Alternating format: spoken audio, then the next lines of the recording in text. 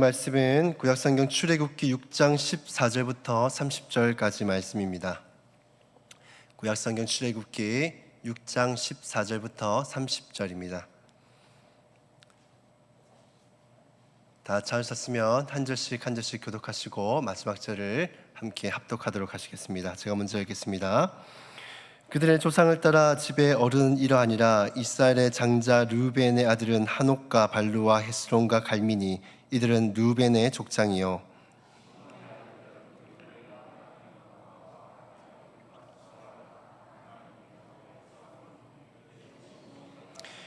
레위의 아들들의 이름은 그들의 족보대로이라니 게르손과 고핫과 무라리요. 레위의 나이는 137세였으며 고핫의 아들들은 아므람과 이스할과 헤브론과 우시엘이요. 고핫의 나이는 133세였으며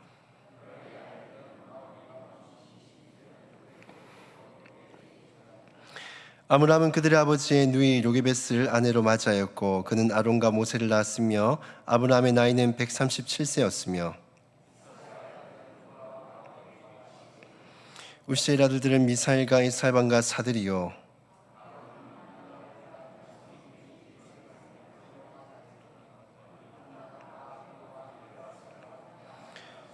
고라의 아들들은 아실과 엘가나와 아비아삽이니. 이들은 고라 사람의 족장이요.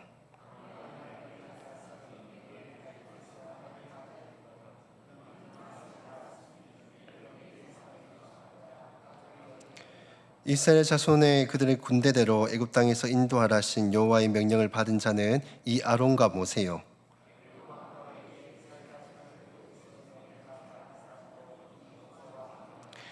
여호와께서 애굽 땅에서 모세에게 말씀하시던 날에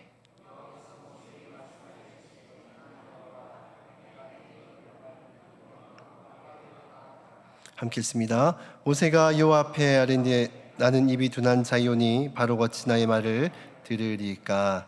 아멘. 오늘 본문 말씀을 보면 우리가 쭉 출애굽기 스토리를 쭉 보다 보면 이렇게 뭔가 자연스럽게 스토리텔링이 쭉 되어져 가는데 갑자기 뜬금없이 이 중간에 6장의 족보가 딱 등장을 합니다. 왜 족보가 중요한 이 사건을 들고 뜬금없이 등장을 했을까요? 우리는 앞서 이렇게 모세와 이스라엘 백성들 사이에 일어났던 그 일들을 다시 한번 상기하면서 말씀을 봤으면 좋겠습니다. 모세가 이스라엘 백성들과 그리고 바로에게 그 하나님을 받았던 그 사명을, 출애굽의 사명을 이렇게 말씀하기 시작합니다. 그러자 이 바로의 반응이 어떻습니까?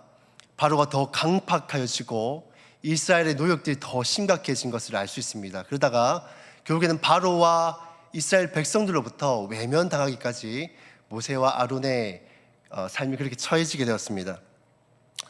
그런데 하나님 말씀 들었던 이 자칫 잘못되면 모세와 아론에 대한 그 어떤 영적인 권위나 그 리더십이 상실될 수 있는 그런 위기 가운데 놓여진 가운데 바로 나온 것이 뭐냐면 바로 족보에 대한 이 말씀들이 나온 것입니다. 그런 가운데 하나님께서 왜 모세와 아론의 족보를 굳이 말씀하시는가라고 생각해 보면요, 첫 번째로는 이 모세와 아론이 너에게 어떤 존재인가를 알려주고 있는 것입니다. 모세와 아론이 이방인이나 너희와 전혀 관계가 없는 그런 사람이 아니라는 것입니다. 이 르우벤과 시므온과 레위의 족보를 쭉 타고 오다 보면은 누가 등장합니까? 모세와 아론에 등장하는 것을 그들에게 알려줍니다. 이는 무엇이냐면 이 모세와 아론은 너희의 먼 사람, 타국인, 이방인, 상관없는 사람이 아니라 바로 너희의 형제라는 것입니다. 너의 가족이고 너의 형제다라는 것을 알려주고 있습니다. 그러니까 이 모세와 아론에 대해서 너희가 지금 이 일어나는 상황에 대해서 원망하고 불평하고 미워하고 하는 것이 아니라 너희가 형제로, 가족으로서 모세와 아론을 수용하고 그들을 용서하고 용납하고 그들을 따르라 하는 것을 이 족보의 말씀을 통해 말씀하고 있는 것입니다. 막말로 모세와 아론도요, 이스라엘 백성들이 자신들과 상관없는 사람들이라면 왜 굳이 그들이 나서서 이 무지막지한 바로 앞에 서서 목숨을 걸고 이 이스라엘 백성들을 출애굽시키라 라고 말을 하겠습니까? 뿐만 아니라 모세가 애굽의 왕자로 있을 때에 이 히브리인이 애굽 사람으로 또 맡고 있는 것을 보고 왜 분노하며 그를 쳐서 죽이기까지 했겠습니까? 그들은 바로 언약의 후손이자 한 형제이자 자매이기 때문입니다. 그러니 이스라엘 백성들도 모세와 아론에 대해서 한 형제로 여기고 그들을 받아들이라 하는 것을 이 족보를 통해 말씀하고 있는 것입니다. 남이 나한테 어떤 잘못을 하고 실수를 하면 어떻습니까? 이것을 용서하기가 쉽지 않고 또 그 잘못이 내 마음속에 담아둘 때가 있죠. 그런데 똑같은 실수를 집에서 먹고 자고 하던 가족이 했다고 한다면 좀 어떻습니까? 순간 아무리 화가 나더라도 뒷날 되면 다시 또 그 식사 자리에 앉아서 밥을 먹고 이야기를 하고 또 용서하고 용납하는 것이 가족이고 형제지 않습니까? 아무리 화가 난다 그래서 이것을 졸교한다든지 막 맹렬하게 그 사람에 대해서 분노를 쏟아붓는다든지 그렇게 하진 않습니다. 이처럼 우리가 가족의 한 잘못에 대해서 많이 너그럽고 또 용서하듯이 이스라엘 백성들이 모세와 아론을 바라볼 때도 또 모세와 아론이 이스라엘 백성들을 바라볼 때도 그들을 형제 자매로 서로 돌보고 섬기고 용납하기를 이 족보를 통해 말씀하고 있는 것입니다. 사실 우리 역시도 태어난 지역도 다 다르죠. 그리고 성별도 다르고 연령대도 다르고 추구하는 어떤 삶의 가치관도 다 다릅니다. 하지만 우리가 예수를 믿고 난 이후에 우리는 그리스도 안에서 한 형제 자매로 우리는 부름을 받은 줄로 믿습니다.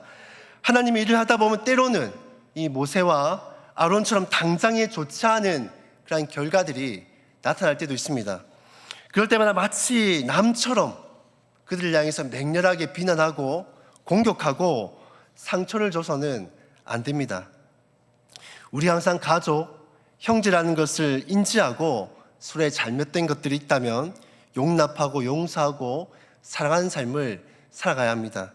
전 저희 세강교회 권속들이 그리스도 안에서 한 형제요, 자매요, 혈육 못지않게 서로 연합하고 사랑하는 그런 공동체가 다 될 수 있기를 주님의 이름으로 축복합니다. 이제 여름 사역들이 시작이 되었습니다. 무덥고 습하고 이 조금의 이 실수에도 예민해지기 쉬운 가운데 있는데 우리 가족에게 화내지 마시고 기쁨으로 용납하시고 서로 잘 섬겨 나가시기를 주님의 이름으로 축복합니다. 자, 우리 이렇게 인사했으면 좋겠습니다. 우리 옆에 형제가 앉아 계시다면 형제를 향해서, 또 자매가 앉아 계시다면 자매를 향해서 형제님, 자매님 사랑하고 축복합니다 라고 인사했으면 좋겠습니다. 네, 우린 그리스도 안에서 한 형제 자매임을 믿습니다. 하나님께서 족보를 언급하신 또 다른 이유가 하나 있습니다. 이 족보를 통해서 이 막막한 현실 가운데 다시금 언약의 말씀을 신뢰하고 그 신실하신 그 하나님을 바라보게 하기 위해서입니다. 이 족보는 하나님께서 구원의 경륜을 이루어 가시는 가정과 결과물들을 보여주는 이 증표와도 증거물과도 같은 것입니다. 모세와 아론 이전에 이 조상들의 계보를 통해서 모세와 또 아론의 후대에 이르기까지 하나님께서 신실하게 이것들을 언약을 이루어 가심을 보여주고 계신 것입니다. 하나님께서 아브라함과 이삭과 야곱 그들의 조상들에게 했던 그 언약의 약속들이 무엇입니까? 그들의 후손이 하늘의 별과 같이 그리고 바다의 모래와 같이 그들의 숫자가 많게 하겠다라고 말씀하신 것입니다. 그런데 그 결과물들 보여주는 것이 무엇입니까? 바로 이 세 르므온, 레위, 시몬, 누벤 이 사람들의 족보를 쭉 흘러가다 보면은 비록 이 12지파 중에 3지파긴 하지만은 이 계대가 끊어지지 아니하고 꾸준하게 이어져 온 것을 볼 수 있습니다. 이것 자체로 무엇을 보시냐면 바로 하나님께서 약속하신 그 언약에 대해서 신실하게 이것을 이루어가고 계심을 보여주고 계신 것입니다. 그러면 지금 당장 눈앞에 보이는 현실은 너무나도 암울하고 하나님의 그 약속의 말씀을 믿기 너무나도 힘들지만은 그럼에도 불구하고 이 언약의 증거를 보고 신실하게 이루어가신 그 하나님 신뢰하라는 것입니다. 우리의 인생을 살아가다 보면은 늘 좋은 일만 있겠습니까? 늘 형통한 길만 있겠습니까? 그들 이스라엘 백성들의 그 언약의 조상들도 늘 형통한 삶만 살았겠습니까? 그렇지 않겠죠. 그들의 조상들도 마찬가지로 힘들고 어려운 일들이 있었을 것입니다. 그럼에도 불구하고 그들이 계대를 쭉 족보를 통해 내려온 것은 그럼에도 불구하고 우리의 삶 가운데 하나님이 신실하게 응답하시고 역사하신다라는 것입니다. 우리의 삶의 어떤 형편과 상관없이 하나님이 신실하게 응답하고 역사하신다는 것입니다.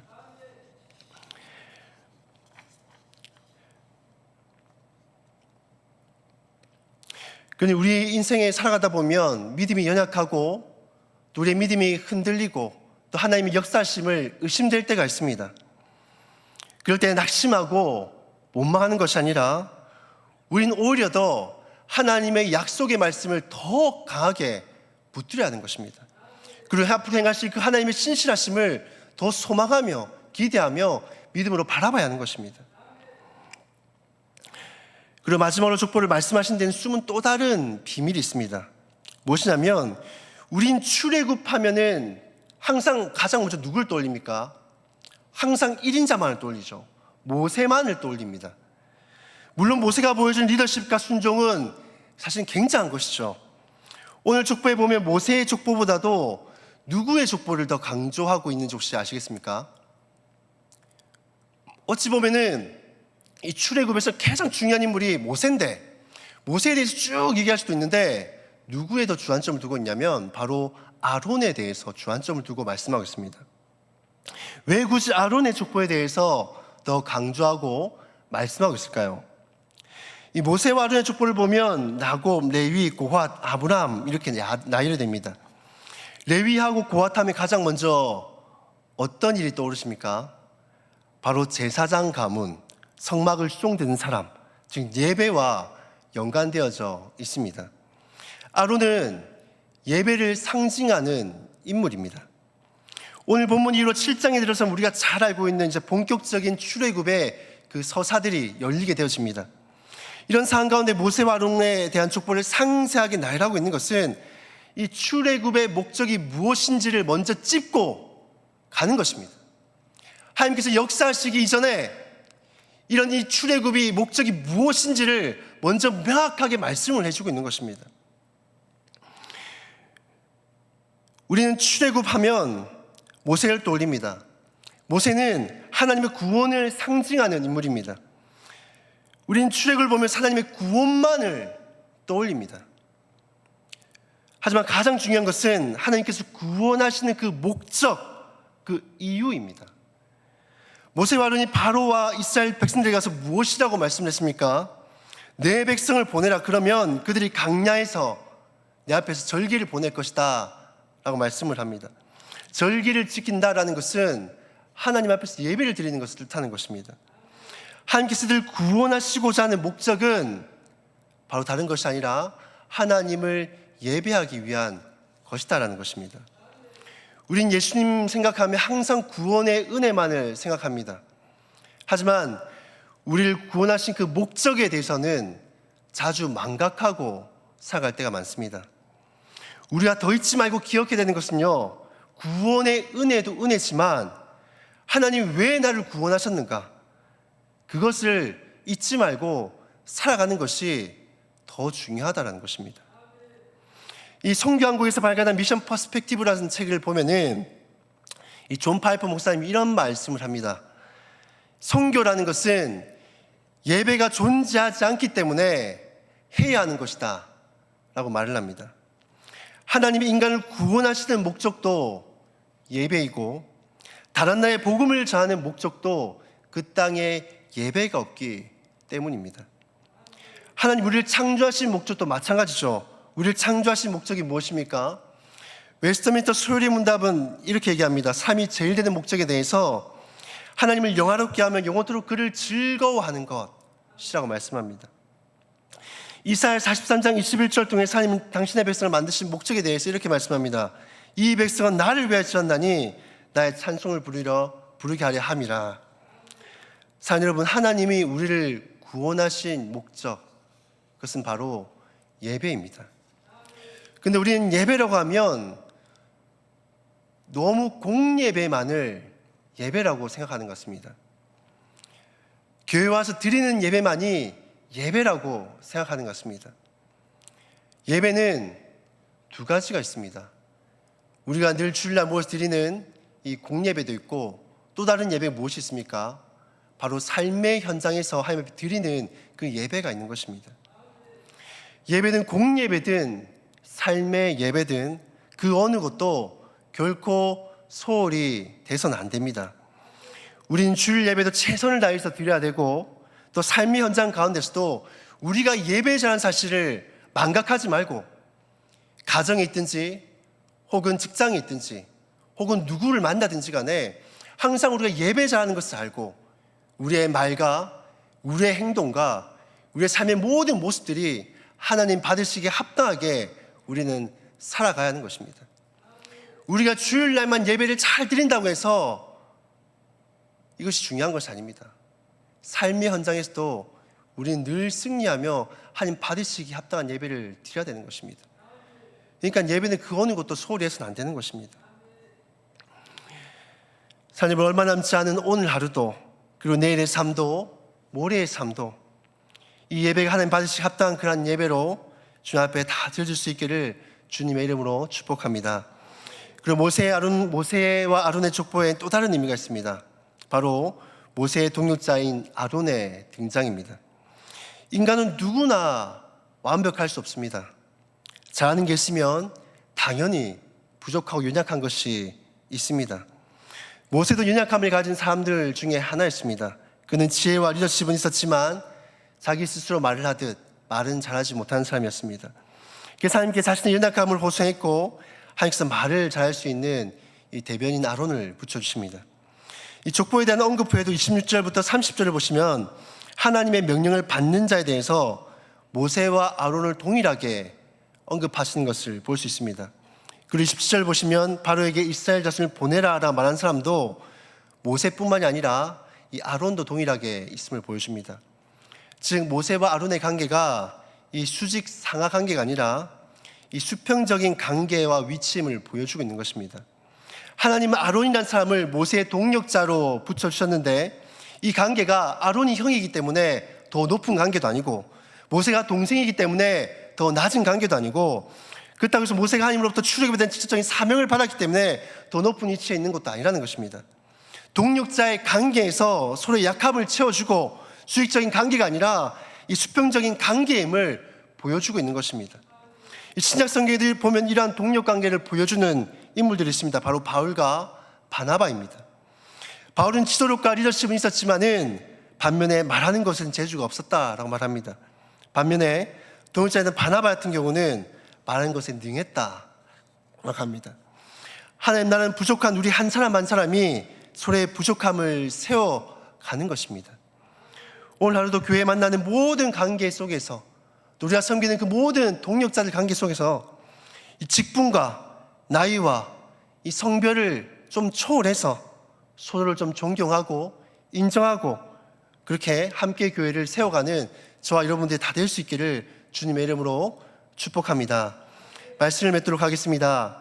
하나님께서 오늘 이 족보를 통해서 우리에게 말씀하시는 것은 하나님 나라는 언약 공동체이고 형제다라는 것입니다. 서로 용납하고 사랑해야 한다는 것입니다. 사랑하는 우리 역시도 하나님 나라의 언약 공동체이고 주 안에서 한 형제 자매입니다. 우린 서로를 함께 사랑하고 용납하고 섬기는 존재가 되어야 되는 줄로 믿습니다. 그리고 이 족보는 하나님의 신실하심을 보여줍니다.